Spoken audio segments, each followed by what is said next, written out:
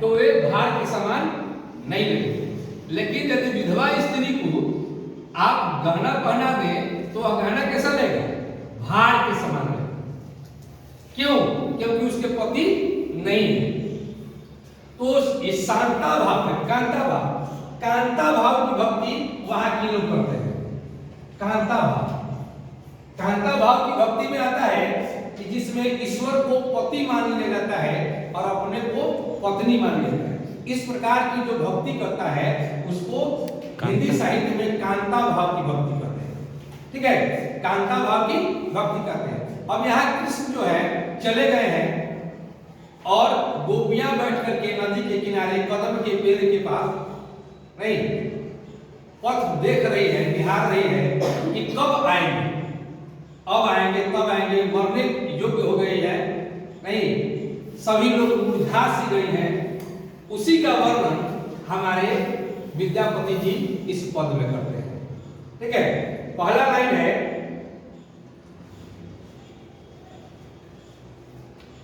कि चानन भेल विषम सर रे भूषण भेल भारी।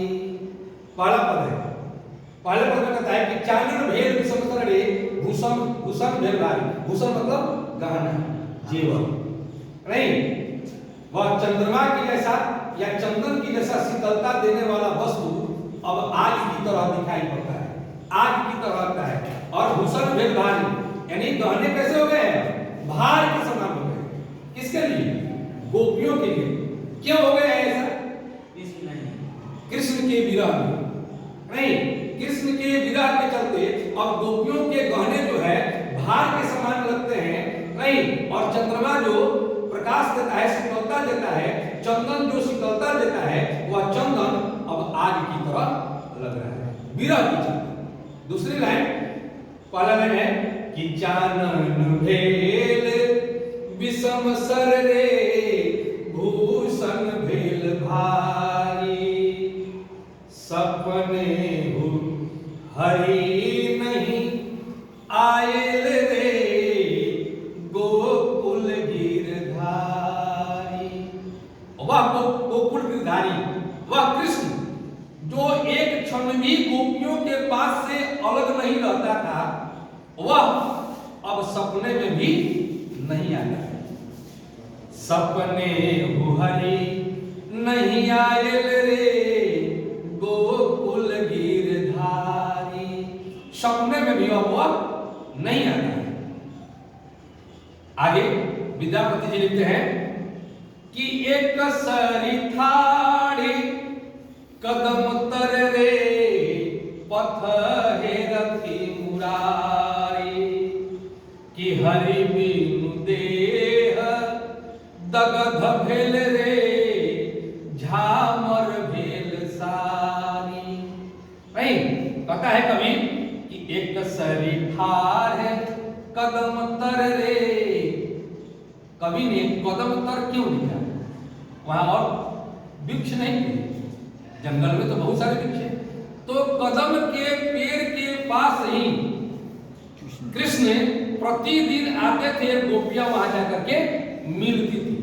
और उसी कदम के पेड़ के पास से गोपियों को छोड़ करके और कृष्ण मथुरा चले गए थे। इसलिए गोपियां प्रतिदिन पथ निहारती है, देखती है, वहीं जाकर के बैठ करके कि अब आएंगे कृष्ण इधर से, अब आएंगे कृष्ण इधर से। वही कवि लिखता है कि एक सरी ठार कदम तर रे पथ हेरथी मुरारी। हेरथी मतलब पथ मतलब रास्ता, हेरथी मतलब हेरना, राह जोहना, इंतजार करना नहीं। अब शरीर कैसा हो गया है? तो हरि बिनु देह, हरि मतलब ईश्वर परमात्मा, परमात्मा के बिना देह कैसा हो गया? दगध भेल रे। दगध मतलब तड़पन समझे लो सर जी। आग के लोग आग के हवा दे दी तो कहले कि तलोक को बोल बा जी। नहीं तो जब तलोक जाता है आग तो क्या करता है? वह पूरा उष्णता देता है, नहीं गर्मी देता है, बड़े चढ़ाई पर, हाँ ऊंचाई पर। अंतिम चरण सीमा पर ठीक उसी प्रकार से गोपियों के नहीं शरीर जो है नहीं ईश्वर के वियोग में ऐसे तड़प रही है मानो नहीं वह आग जो है पानी के लिए तड़पता नहीं।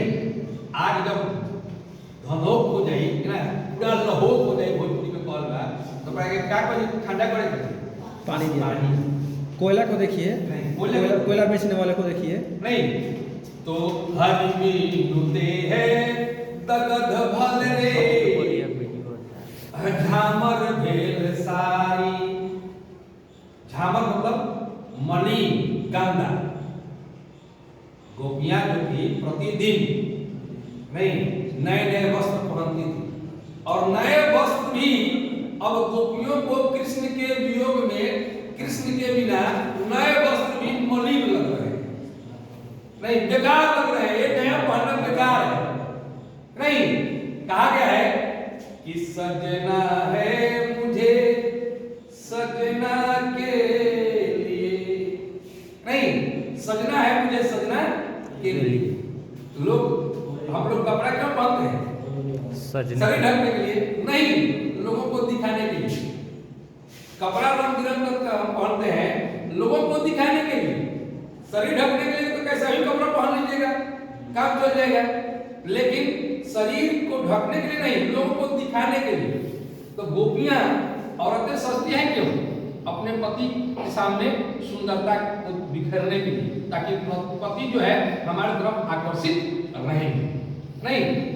तो यहाँ गोपियां भी सज रही है किसके लिए? कृष्ण के लिए। और गोपियों का सजना संवरना जाकर के वहां बैठना कि कृष्ण आएंगे और कृष्ण नहीं आते हैं तो सजना संवरना बेकार हो जाता है। इसलिए उनकी सारी कैसी होती है तो झामर भेल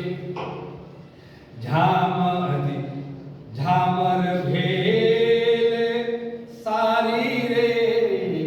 झामर जो है नहीं सारी जो है कैसे है झामर मतलब गंदा मलिन किसके बिना लेकिन सारी है कैसा एकदम नए नए पहन करके बैठी है लेकिन कृष्ण के वियोग में वह अभी अच्छा नहीं है। अब देखिए कृष्ण जी के अब काट दीजिए थोड़ा सा।